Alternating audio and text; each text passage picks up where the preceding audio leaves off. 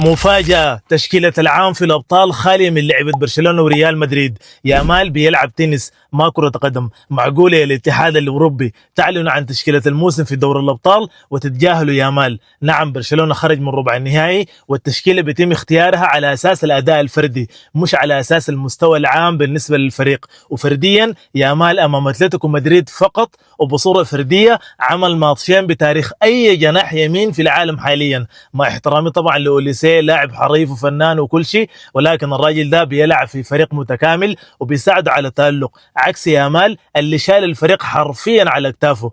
عموما الاثنين بيستحقوا انه يتواجدوا في تشكيلة الموسم. واختيارات الاتحاد الاوروبي كانت كالتالي: راية في حراسة المرمى، اختيار منطقي، رباعي خط الدفاع جابرييل، ماركينيوس، لورينتي، ونونو مينديز. وانا شايف انه باتشو صراحة يستحق انه يكون بديلا لماركينيوس.